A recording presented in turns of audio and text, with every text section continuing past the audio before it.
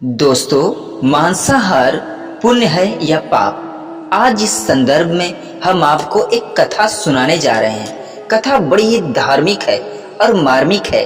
मित्रों, इस कथा को अंत तक जरूर सुन के जाइएगा। यह बात उन दिनों की है जब भगवान श्री कृष्ण अपने बालपन में थे। एक बार जब श्री कृष्ण एक पेड़ के नीचे बैठे बांसुरी बजा रहे थे, ठीक उसी तरफ एक हिरन दौड़ता उनके पास चला आया और उनके पीछे जाकर छुप गया। वो हिरन बहुत ही घबराया हुआ था। तब भगवान श्री कृष्ण ने उसके सिर पर हाथ फेरते हुए कहा, क्या हुआ, तुम क्यों छुप रहे हो? उसका पीछा करते हुए तभी वहां पर शिकारी पहुंच गया और शिकारी बोला, ये मेरा शिकार है, मुझे दे दो, इस पर मेरा अधिकार है। तब भगवान श्री कृष्ण बोले, हर जीवित जीव पर उसका खुद का अधिकार होता है, ना कि किसी और का। तब वो शिकारी क्रोध में बोला, मैं कह रहा हूं ना कि मेरा शिकार है, इसे मैं पाकर रहूंगा और याद रखना, इसे मैं खाकर भी रहूंगा। तब भगवान श्री कृष्ण बोले मुस्कुराते हुए, किसी भी जीव को मारकर खाना पाप की श्रेणी में आता है। क्या तुम पाप के भागी बनना चाहते हो? मांसाहार पुण्य है या पाप, क्या तुम धर्म को नहीं जानते?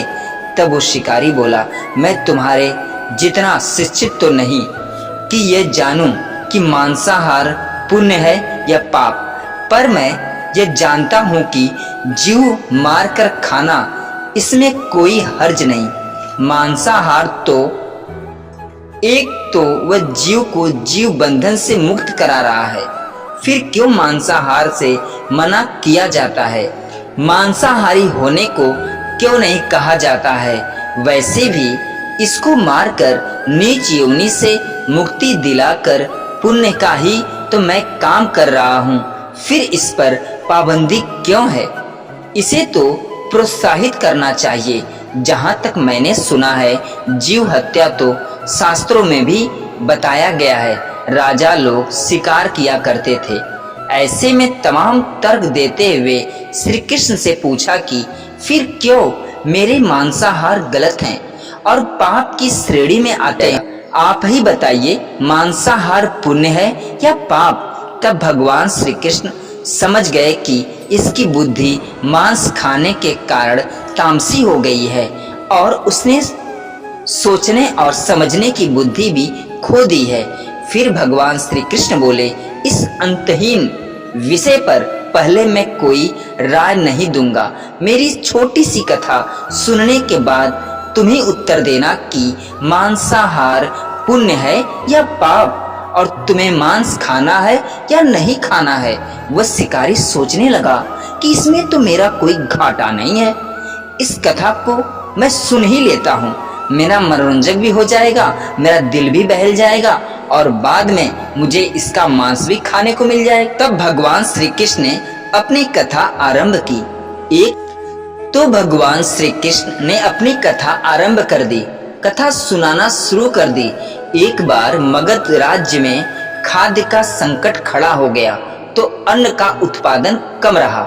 राजा को चिंता हुई कि यदि इस समस्या का शीघ्र निदान नहीं किया गया तो संरक्षित अनाज कोष भी खत्म हो जाएगा और संकट भीषण हो जाएगा। तो सम्राट ने अपनी राज्य सभा में पूछा, देश का खाद्य समस्या को सुलझाने के लिए सबसे सस्ती वस्तु क्या है? मंत्रीगण सोच में पड़ गए। चावल, गेहूं, आलू इत्यादि पदार्थों को उगाने के लिए बहुत श्रम करना पड़ता है। वह तभी प्राप्त होते हैं जब प्रकृति का प्रकोप न हो। ऐसे में तो कुछ सस्ता हो ही नहीं सकता। तभी शिकार खाने का शौक रखने वाले एक मंत्री ने सोचा कि यही उत्तम अवसर है, क्यों न अंधाधुंध शिकार के लिए राजा की अनुमति ले ली जाए।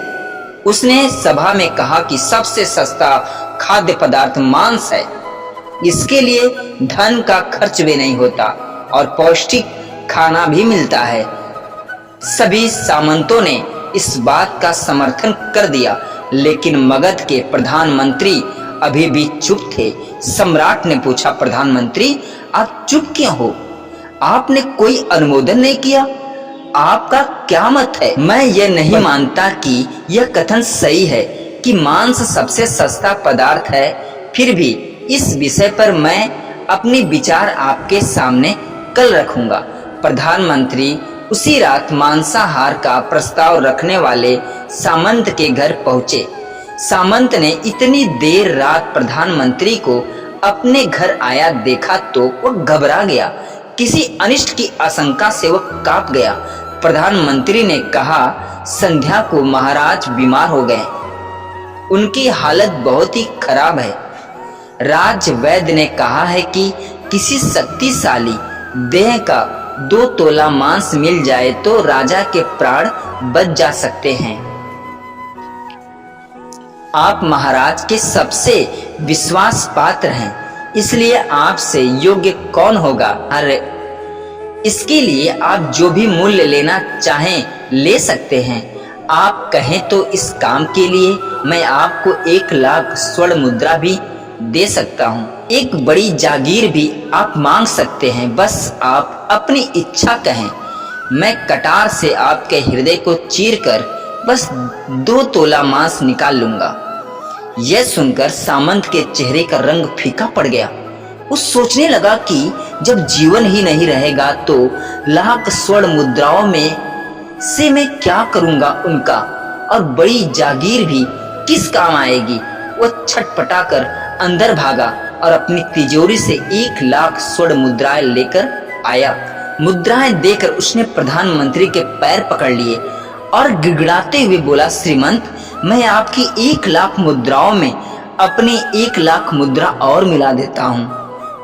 इस पैसे से आप किसी और सामंत के हृदय का मांस खरीद ले, किंतु मुझे जाने दें, यह बात किसी और को पता न चले, मैं आपसे आग्रह करता हूँ। प्रधानमंत्री जी यह सब समझ चुके थे। वह उसे थोड़ी और मानसिक पीड़ा देना चाहते थे।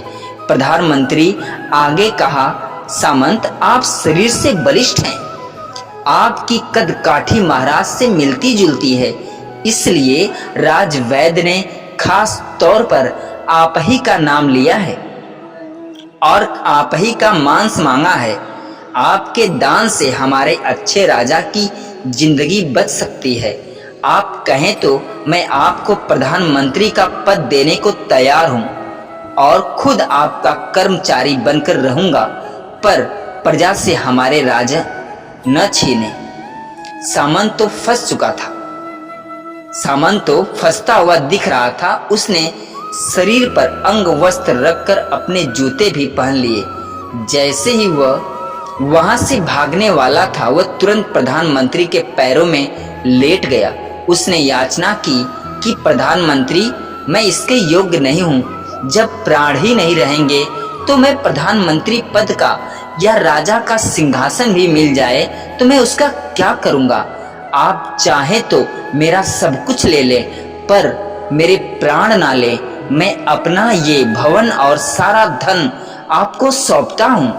रातों रात राज्य से निकल जाऊंगा। इतना कहकर वह अपने घोड़े की ओर भागा और टिक टिक टिक टिक, और जैसे ही अपना घोड़ा गठने लगा, आवाज आई, अभी अभी अपने पीछे गए तुम अपने परिवार को भी छोड़ जा रहे हो? सामंत बोला, मेरे प्राण से प्रिय कुछ भी नहीं है। जब जीवन ही नहीं रहेगा तो कुटुंब और परिवार क्या करूंगा? जीवन रहा तो ऐसे ही सुखी रह लूंगा। इतना कहकर घोड़े पर छलांग लगाकर बैठ भी गया। वह अभी चलने को ही था कि प्रधानमंत्री ने घोड़े की साख पकड़ ली। वह सामंत से बोला, भागने की जरूरत नहीं है, आप आराम से घर पर ही रहो। मैं किसी और से प्रयास करता हूँ। यह कहकर प्रधानमंत्री वहां से चले गए। प्रधानमंत्री के वहां से जाने पर सामंत के अंदर कुछ जान तो आई, परंतु बेचैनी बनी रही। उसकी नींद खराब हो चुकी थी। मुद्राएं लेकर प्रधानमंत्री बारी बारी से सभी सामंतों के घर पहुंचे और सभी से राजा के लिए हृदय का 2 तोला मांस मांगा, परंतु कोई भी राजी ना हुआ। सब ने अपने बचाव के लिए प्रधानमंत्री को लाख लाख और 5 लाख मुद्राएं तक दे दी। इस प्रकार प्रधानमंत्री ने एक ही रात में करोड़ों स्वर्ण मुद्राएं जमा कर ली। फिर सुबह होने से पहले ही अपने महल में पहुंच गया। अगले ही दिन राजसभा में सभी सामंत समय से पहले ही पहुंच गए।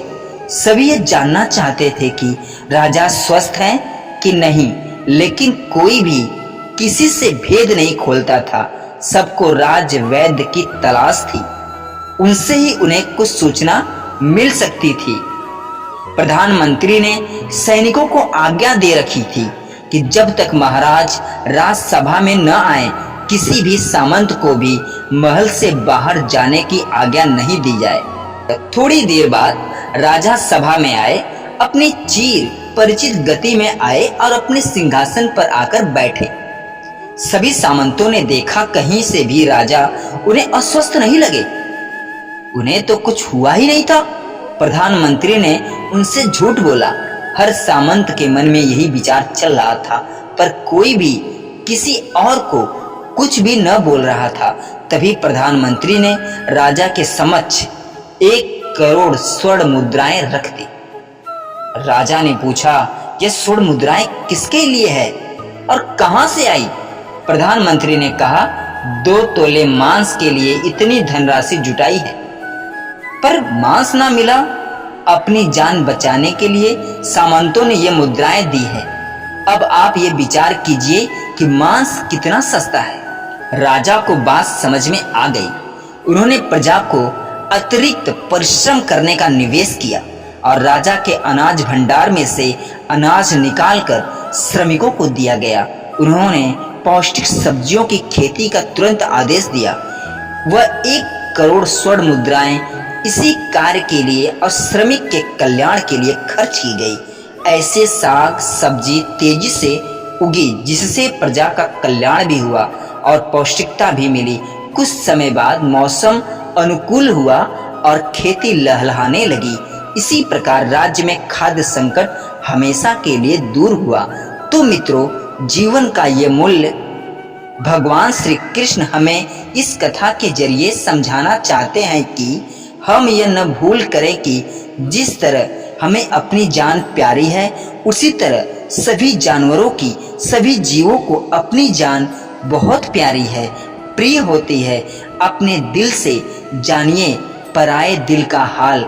यदि संसार के संबंधों से मुक्त करने का तर्क सही है, यदि जीव हत्या जीव को संसार बंधन से मुक्त कराने का तरीका है, तो अत्याचारी द्वारा किया गया नरसंहार भी मान्य है। वो भी ये तर्क दे सकते हैं कि वो लोग जीवन के कष्ट से आप लोगों को मुक्त कर रहे हैं। अगर उसके लिए वह जीवन बोझ होता तो कभी भी अपनी जान बचाने के लिए संघर्ष नहीं करता, आपसे भागता नहीं। जो आपके सामने असहाय हो जाता है, उसे प्राण गंवाने पड़ते हैं। जिन जीवों को मारकर आप खा रहे हैं, उन्हें तो प्राण बचाने का अवसर भी नहीं मिलता। बर्बरता सिर्फ वही नहीं है जहां सिर्फ मानव का रक्त बहता है। बर्बरता उसे भी कही जाती है जहां स्वार्थ के लिए किसी भी जीव का हत्या की जाती है, उसे मार दिया जाता है। हम अंत समय में जिंदगी भर के पापों के लिए जिंदगी भर सुकर्म करने की कोशिश करते हैं, परंतु हम ये भूल जाते हैं कि जब वह जीव हमारे लिए काटा गया और हमारे लिए तड़पा, उसका श्राप हमें इस जीवन में नहीं बल्कि अगले जीवन तक नहीं छोड़ता। तब परमात्मा से यह ज्ञान पाकर शिकारी परिपूर्ण हो गया और उसे ज्ञान की प्राप्ति हो गई और वह जान गया कि महानता जीव लेने में नहीं बल्कि जीवन देने में है। शिकारी भगवान के आगे हाथ जोड़कर वहां से चला गया और उसने कसम खा ली कि वह अपने संपूर्ण जीवन में किसी को भी कभी कोई किसी प्रकार की चोट नहीं पहुंचाएगा। तो दोस्तों, कैसी लगी हमारी ये कहानी कमेंट में जरूर बताइएगा। अगर ये वीडियो अच्छी लगी हो तो भगवान कृष्ण के लिए, प्रभु श्री राम के लिए चैनल को लाइक शेयर सब्सक्राइब जरूर करिएगा। पूरा वीडियो देखने और सुनने के लिए धन्यवाद दोस्तों।